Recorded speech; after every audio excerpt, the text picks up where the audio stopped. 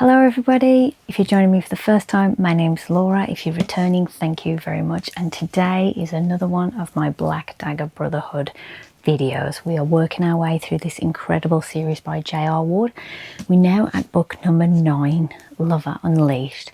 And this one is, it's a special one, this one, because we've had the closure of a really big storyline in Love of Mine with everything with Lash. That one came to a close nicely. So now this is almost like the second wave within this series. And it follows a really unique character who, if you like Hex, you're going to love Payne. And a bit of a backstory with regard to Payne. So Vishous, it turns out, we learned a few books ago, was actually a twin. But his sister, Payne, she has been pretty much locked up with the scribe virgin for centuries. So Payne is, she's not a meek female, she is a warrior in her own right. So the backstory with Vishous and his sister Payne is the scribe virgin many years ago wanted to have children, and she found the fiercest warrior around called the Bloodletter, and he was a vile individual, but she had an agreement with him that he would father her children. This was not a romantic endeavour for either of them. It was vicious, and she, to our original knowledge, gave birth to Vishous. However, what we didn't know at the time and what we learnt later was that she actually had a daughter as well. Now, their agreement was that she would raise Vishous till he was 3, and then she would hand him over to the Bloodletter, and he would then take on fathering Vishous. She kept Payne with her, and she raised Payne up on the other side with the other Chosen. Now, Payne was not like any of the other Chosen. She had a lot of traits of her father. She was a warrior, she was adventurous, she was very independent, she's forthright, and she kept an eye on Vishous from the other side. So she watched him grow up from afar. He didn't know of her existence, but she knew of his, and she despised their father and everything that he did to Vishous. So she was sort of keeping an eye on him from afar, but there was not a lot she could do from the other side. However, when Vishous managed to break free of the camp, she had had enough. She took it upon herself, because the final attack on Vishous was terrible.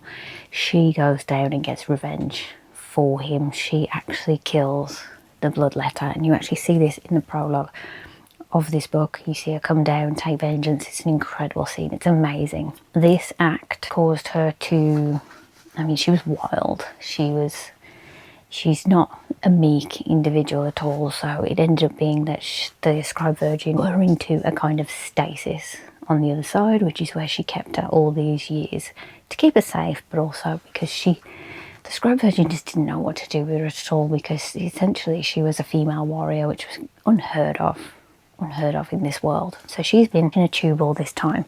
But a few books ago, the scribe virgin had a crisis of conscience and released her from there, but she has still been on the other side all this time. And of course, this book, you've got a lot of upheaval in this one. It starts off with a lot of drama, but this one we're going to have more drama with regard to Vishous and Jane, because obviously you get to see how Vishous is dealing with finding out that he's got a twin sister, and then, because he's never had an easy relationship with the scribe virgin, but he's even more mad with the fact that she had her freedom and her rights taken away from her for centuries. You've got all that to deal with, so there's a lot going on in this one, but it's also, it's a new chapter, it's a new world within the Black Dagger Brotherhood, and we're going to be introduced to a lot of new adversaries, and they're very dynamic, this group that we're being introduced to.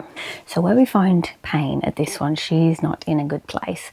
So Payne has actually been sparring with Wraith. But with Wraith being the king, the Brotherhood haven't been wanting to fight with him, and he's not been able to get out and fight because he has taken on kingly duties now. So Wraith found himself in a place where he was incredibly unsatisfied, because he is a warrior at heart too, and the whole pencil pushing of being king of the race has been bringing him down, and he's needed an outlet to satisfy that warrior side of him. Then you have Payne on the other side, she is a warrior, but she's not able to be a warrior because who's going to fight a female? So they've found each other and they've been sparring on the other side, and it's been a good relationship, and they don't hold back on that one, and they've been finding a real friendship with each other.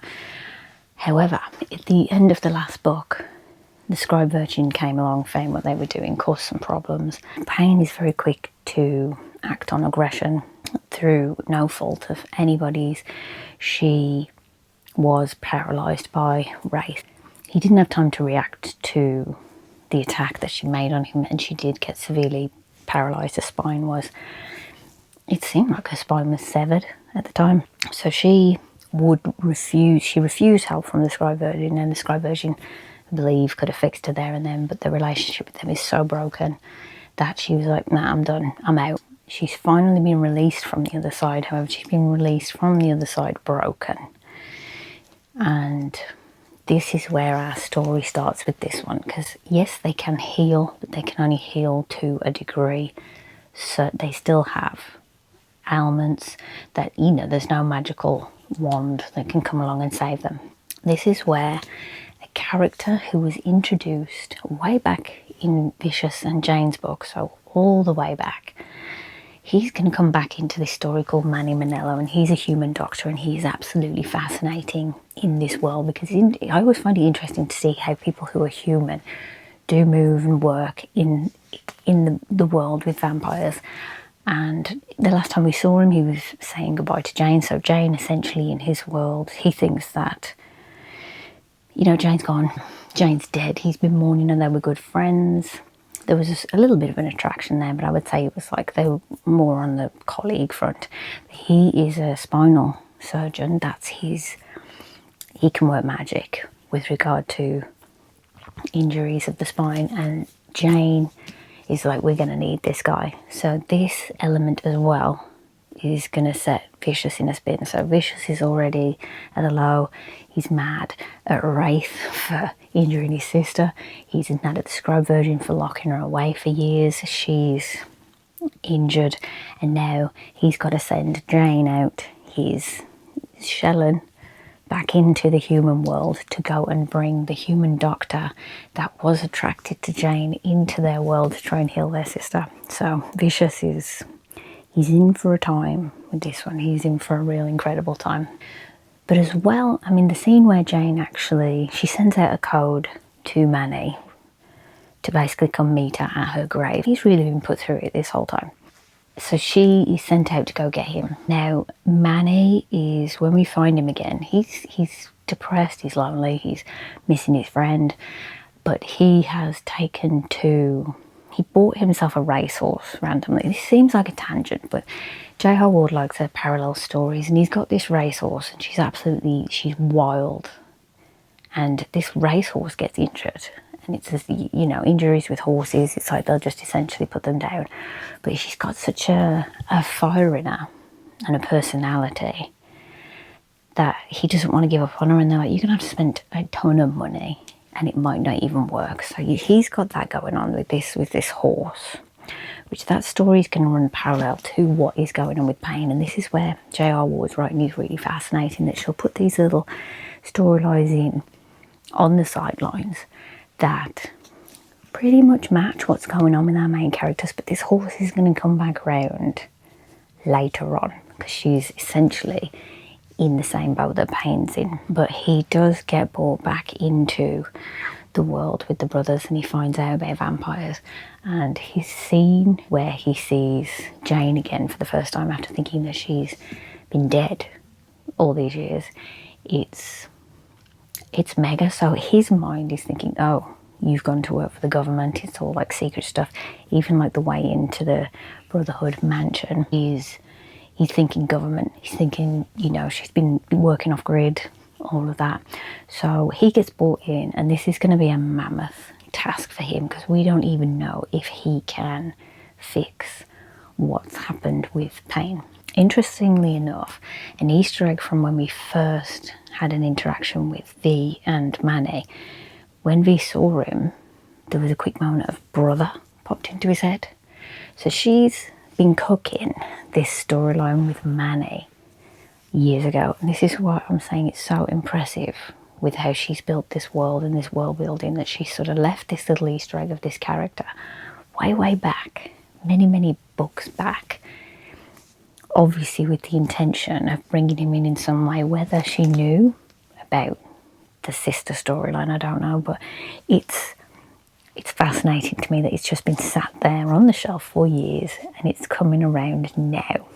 So of course sparks are going to fly between Manny and Payne, and this one is a real interesting situation because you have this female who's a warrior. She's at the moment in dire need of help, and you have this human character who we're getting that whole, you have the instant attraction, the claiming straight away, which is unusual because Manny, he is a human, yet the way he reads on the page, he does read like one of the brothers, but again, he's human.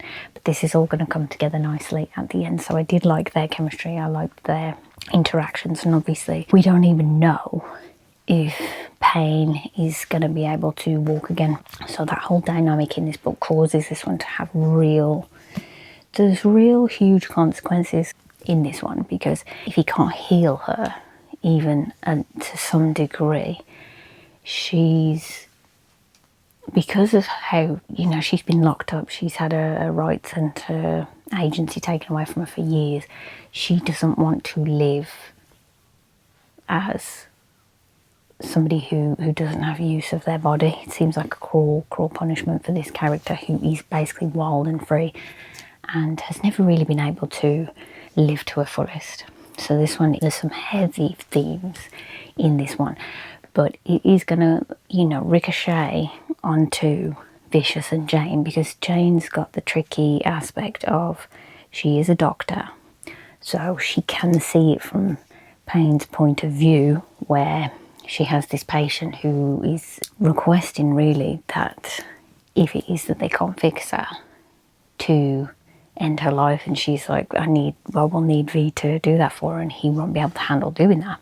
So that's a question that comes up with regard to Payne, which is a huge shadow that is just lurking over this whole story.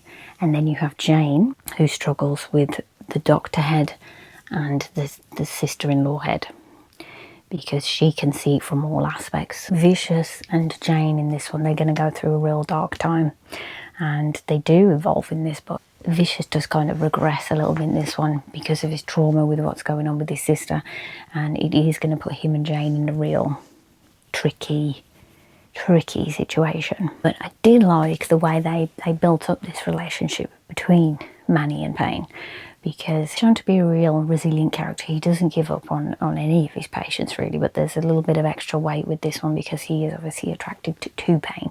But with him being a human, they are going to have to wipe his mind, so that you've got a lot of elements going on with this one where it's like temporary for many different reasons really, because Payne may not want to live if this surgery doesn't work. But then you also have the added aspect of, if it does work, and she has potentially found this person who she does see as her other half, how is it going to work with him being a human in this world? Because they don't really, it doesn't mesh well. I mean, is he even going to take the fact that they are vampires? Is he going to be okay with all of that? So there's a lot of factors going on with this within this story, and it's a nice new chapter within this world. But also Payne's going to discover more about her actual self and her abilities that she has, because of essentially being closed off and living in a tube for decades. We've never been able to see the full extent of what she can do. So he does perform the surgery on her, and the deal is obviously once the surgery is done, he'll be able to go back to his world and they'll wipe his memory, which again, you know, the whole memory wipe thing, it's a pretty traumatic experience for the humans. And whenever they kind of start to think about the areas that they've had their mind wiped, they start to have like headaches and feel like they're going a bit crazy. So it mirrors what happened with Vishous and Jane when he wiped her memory. You have the same scenario happening with Payne and Manny. So it was interesting to see those two aspects mirroring each other from those two stories, really. But the surgery, it does go well because luckily Payne is a little more juiced up than your average vampire. So with them being the scribe virgin's daughter, she has this ability and she starts glowing when she's around Manny. Now this is something that specifically happens when she is around him. And you know, he does get sent off. They do the mind wipe, and it's just not good for anybody at all. He does sort of get reintroduced back in there because they find that when Payne doesn't do as well with her healing, with her recovery, when he isn't there, but they find that when she is interacting with him, this process of like she starts to glow. And this is an offshoot of the scribe virgin's powers, and it's all to do with this healing. So she's kind of got the same light that Vishous has got, but whereas Vishous destroys things, Payne's heals. So she's literally the yin and yang. They are yin and yang together, but she needs Manny there in order for this to really evolve and develop. And it's because, well, I mean, we all know based on what we've seen before, these two, they are meant to be, and they are literally bringing out the best in each other. But Manny is showing signs of like possessiveness towards Payne, which is unusual for a human. So as it kind of develops, there is a link to Butch. He is a distant cousin of Butch, and by way then he is kind of related to Wraith. So, you know, you're kind of tweaking these little Easter eggs of storylines early on with regard to this character, and you're like, okay, it makes so much sense now with why he is the other half of Payne, because there is some of that vampire DNA in there. So he does belong in this world, and he is going to be, again, another asset to this world, because Manny's been feeling not quite the same since Jane went, so he knows he's not really where he should be. He hasn't been as invested in the human world as what he was when she was there, so it's obviously a sign that he wasn't where he was supposed to be, and this book's going to just open up expand his character, and he's between him and Jane, they're going to help with the medical advancements within the Brotherhood. So he is an absolute catch and an absolute find for the brothers, but it's not as easy as, oh, he can just join them. So there's difficulties with the fact that he is a human and he doesn't want to transition to being a vampire. He's happy to stay human, but it's like, how is that going to work in this world? Because humans age, humans die. So even when Payne is healed, when she's back to full strength, it's not a given that Manny's just going to stay there. So there's still the element of, well, she's got to get rid of him because he's a human and he doesn't fit in this world. Now Vishous and Jane in this one, they're going to go through really, really, really hard times. So Vishous and Jane, they're not interacting with each other too well. They've just been going about their days. I didn't realise till now, but they're not actually officially mated. They're not particularly affectionate to each other, but yet they do work well as a team. But he is going to hit a real low with Jane in this one, because Jane does actually, before Payne does get healed, she understands where Payne's at, and when Payne's asking, like, if this surgery if it doesn't work, she wants her to put her down, basically, and she would love Vishous to do it, but she knows that's asking a hell of a lot for him, and she's at that point where she is at bottom of the rung low. So Vishous has gone out to get Manny to get him back, because they've realised that without him there, she's just even further down. She's not, Payne isn't doing well at all without him there. So after that initial surgery, he does get sent away, mind wipe, all the lot, and Payne gets worse. And because it's looking like there is no hope for her, Jane gets the vial of the syringe to help put Payne down, put her out of her misery. And of course it's typical, isn't it? It's at this moment that this is when V walks in and he sees it as, look, you're going to kill my sister, you're giving up on her. She's acting as doctor-patient, not sister-in-law, family member. So Jane's in a real tricky position in this one, but this causes them, you know, it's almost like V and Jane are going to split, which you can see it from every side. it's a very dark time. So Butch, basically, he really steps up in this situation with Jane and V when they're at their lowest. Looks like Jane's packing up bags, she's going, and Butch kind of discovers her leaving. He's thinking, I'm not having any of this, so he decides to pretty much knock their heads together.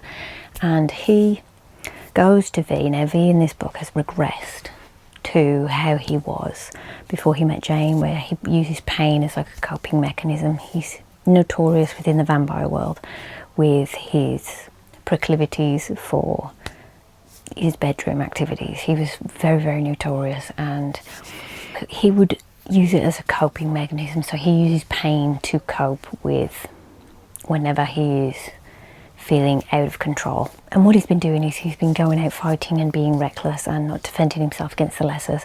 So when Butch finds him, he's actually in a fight with the lessers and he's not defending himself at all. V is just getting absolutely beaten up by these lessers, which this is where you really do see the bond between V and Butch develop to a new level. Butch and V have always had a really unique dynamic. They're incredibly intimate, they are very close, they are to some degree the other half of each other. V's power actually heals Butch, and they've been close from day one, and this, what they're going to do now, is going to make them even closer.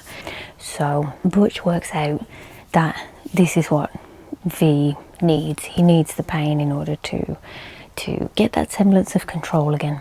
So he doesn't want to do this, he hates having to do this, but he's like, if you need that, I'll do it for you. I will get you to that level. I will commit an act of violence against him. And he's like, it needs to be extreme, but they'll do it in V's apartment, in the safety of his apartment. Butch steps up and offers to give V what he needs in order to heal, and he does commit an act of violence against him. He, ties him up, takes total control, and commits extreme violence against V. And it sounds savage, and it is savage, and it's an intense scene between the two, but it's going to bring them closer together. It's going to bring everybody close together. It's a dark scene, and you do see it from Butch's point of view, and you can see that it's absolutely killing him to do it, but it shows you what sort of a character Butch is, and it shows you how close they are, in that he's willing to go to that dark place because V needs it, and he's willing to do anything to help him out. So it's incredibly intense, but it just shows you that up until this point, V has been reverting back to his old ways before he met Jane, and he's going to some really dark places, if not darker places than what he was in before he ever met her, because of all of the things that have happened. So him finding out about his sister, her being injured, like gravely injured, his anger at the scribe virgin for the fact that he's, kept his twin sister locked up all these years, the fact that him and Jane are on the same page at the moment. So really, Butch at the moment is the only positive thing, and he's the only one that could drag V back from this dark side by willing to do this really extreme act against him. So it's an incredibly intense scene, but their dynamic as a friendship is so complex and wonderful to read. It's so well written. I can't wait to see them play this out on the screen, because it's a relationship between two guys that's really unique within this world, because they're more than friends, and it's like borderline romantic, but it's so fascinating to read. And I loved seeing these male friendships and these interesting dynamics that I've not personally read before in books, but it sort of flushes out this world, and it shows you the different kinds of relationships that are in this world, and they are willing to go to dark places for each other, and this is certainly one of the darkest that we've seen V and Butch go to. It's an incredible scene. There's a lot of intensity to it, but at the end of it, when they come out the other side, it's really rewarding to read. What we learn is there's places that he can go with Butch that he can't with Jane. I mean, this is where it's like ultimate Rocky for Jane and V in this, because he's not cheating on her, but he's withholding from her. And she does raise that question of, are you needing things that she can't give him, because they are on the same page, but I think because he's not able to open and talk during this one because of everything that's going on, and with the fact that him regressing to what he was like before he met Jane, this is where they're in real choppy waters, and it's very interesting to see their relationship take this turn, because these couples, they are pretty solid, so it is interesting to see how they cope with challenges that do come up like this. But I did love seeing that Butch was willing to do this for his friend, even though it made him very uncomfortable and he didn't like hurting him. He could see that V needed this and was able to do it for him. So it shows what sort of character Butch has got, and that he was able to do that for him in order to try and get V back onto a level playing field.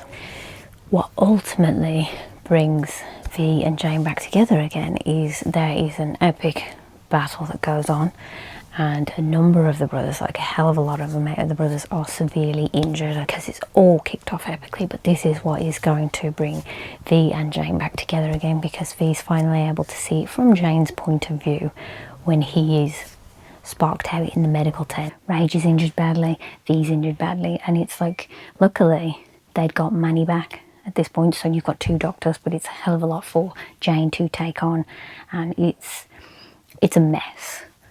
And this scene, it's quite an incredible scene where Jane can't work on Vishous because of the whole, it's her mate, she can't do that.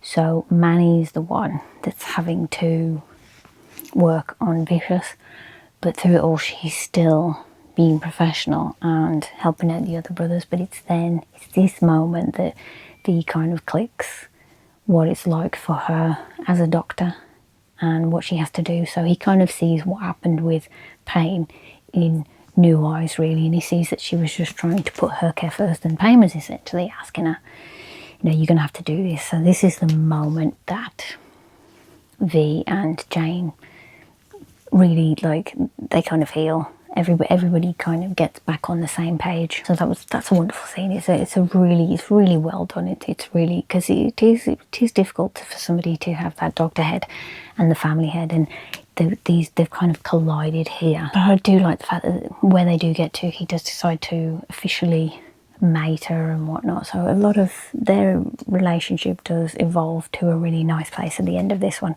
because there's a lot of feelings of inadequacy, and they do get to a nice point where they have healed. So this is a good resolution for Jane and V, and it is nice to see a bit more of their relationship, really, because they've kind of just been on the sidelines for a lot of books. I mean, really, there was a lot of unresolved feelings because Jane did die, so V's always had that hanging over him as well. That, I mean, their book was really trauma filled, so you could see why he does hate the scribe version as much as what he does. But she did kind of come good in the end. But they really are, they've had some mountains and then some to climb throughout this series, so it was great to see that. Now, of course, you've got to have an antagonist in your story, and we need a new antagonist because we lost a huge one in the last one with Lash. This is going to be a story that goes on through multiple novels. They are going to be a huge element within this story, and they are people that Payne has encountered back in the day, and they are a group called the Band of Bastards, and they're run by a guy called Core, who to all intents and purposes was another son of the Bloodletter. And they've been living in the old world, they've been living in a medieval castle, and because they've done nothing but live for slaughtering letters, they've pretty much eradicated letters from Europe. They're that good. But because they haven't really adapted to modern technology, they've literally just kept it the old school. We go out, we battle letters, that's it, that's all we do. They don't have phones, they don't have technology, they don't do any of that. They find themselves in America, so they head over to America because there really is nothing left for them to do in Europe, and they're hearing reports that there's lessers everywhere, which is correct, in America. So they head over there and they're like, we're going to take over, we're going to take the throne from Wraith, and we're going to hunt down this mysterious female vampire who killed the Bloodletter. So he wants revenge, he's looking for Payne. and he has been seeking her out on the sidelines of this book the whole time, and you do get to really see the inner workings of this group, and they're going to cause the Brotherhood some problems. But they're an interesting villain in this one because of course they're not less as that. They are a group of vampires which in their own right is they're sort of like the anti-Brotherhood, and it's fascinating to see that because you're like, well, how is this going to work with them going up against another set of vampires who have the same skills as them, and they're all warriors, so they are a new threat, but they're a complicated threat. Payne gets back to full health, and she's got the urge to go out, to fight, to do all of that. She does go out, she fights some lessers, and she's incredible at it. She does get captured by the band of bastards, which this whole thing, I loved how this resolved, because they don't really know what they're dealing with her, because she is a souped up individual and she's not like any normal female that they've seen before. So she does get captured by them, and you do get to see where they've been living and see how she interacts with them. And it was great because they got lucky because she got shot by a lesser and they were able to capture her. And if she hadn't been shot by the lesser, there's no way in hell they'd have captured her. She's a sneaky little female who I think she's a fantastic character. But when they capture her, she does actually have a one-on-one with Core. And she explains to Core, there's no way that you're the bloodletter son. He only had one son, and it's not you, so he lied to him. And he really gets to see, from her perspective, why it is that she killed him. And he understands that it was a justified kill because of what he did to Vishous, and she was entitled to that act of revenge for her brother. And it's just the best scene ever. And he's nobody's to assault her. She's to stay, and he does let her go. But they are pretty much now set on taking over. They want the throne. They want to take over, and they're going to use the upper echelon of the Vampire Society to do that by coming in as the new heroes. So this sets up the groundwork for the next lot of troubles that we're going to have for the brothers. So they are a real interesting villain because there are aspects in them that there's things there to like, because they take out the lessers. They've got a good moral code, but they're trying to take Wraith's throne, which we can't have that. So I like the fact that these new villains, they're not just straightforward villains. You're like, there's things to like about them as a group, which it's going to be interesting to see this whole war against people that are brothers versus the same set of guys who do have the same skill set. This one as well, it does start weaving in the steps for the next book. So that's what I like about these ones. They do set up a lot of things for the next ones. So you've had a long running storyline with Blay and Quinn, where obviously they're supposed to be together. As a reader, you're like, you two, you'd be perfect for each other. But Quinn's got a lot of issues, got a lot of problems because of obviously his traumas from the past. So he's kind of rejected that side of him. Well, he's had the light bulb moment now that he does like Quinn. But Quinn's now with his cousin Saxon, who is a lawyer. He's a great character, he's wonderful. But everybody knows that they like each other. Even Saxon knows that he knows where his cousin's at, headspace-wise. And it's quite sad, really, because Saxon knows that eventually Quinn and Blay are kind of going to be a thing, but it's Blay now that's at the point where he's like, no, he's messed me around too many times. We're friends, we're done.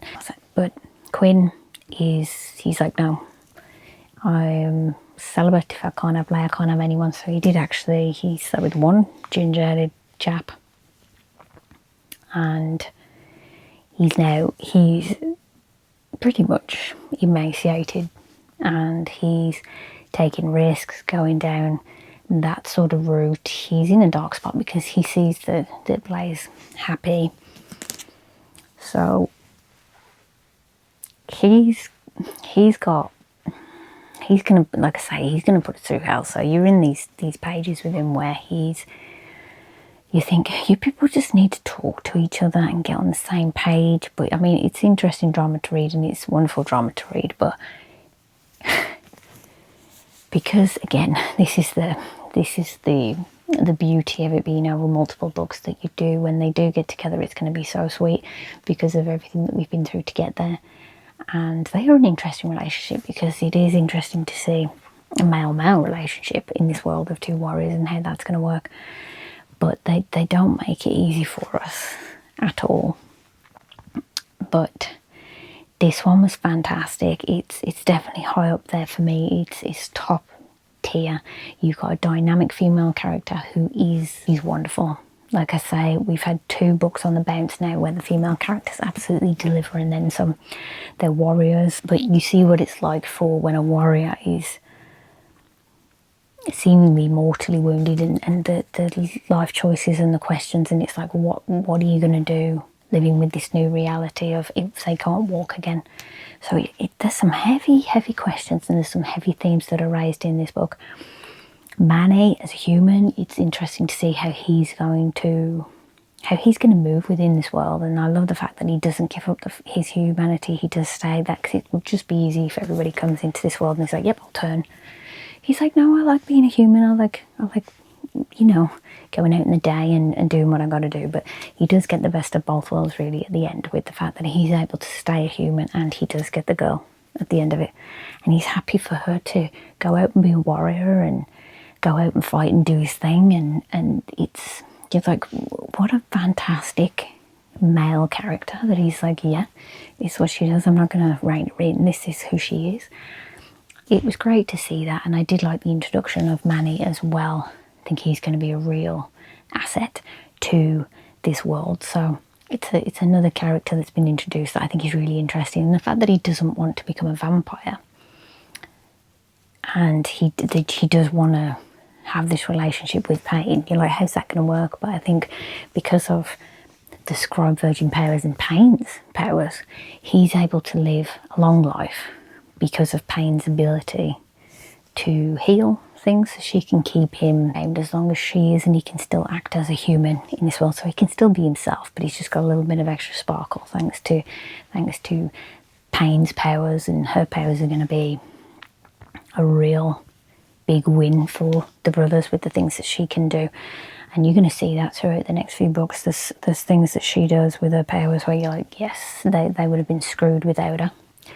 I loved how she developed the relationship between these two. It was dramatic from the off, really, with the fact that it was looking like it was over before it even started. So as a couple, they're tested before they've even had the chance to become anything.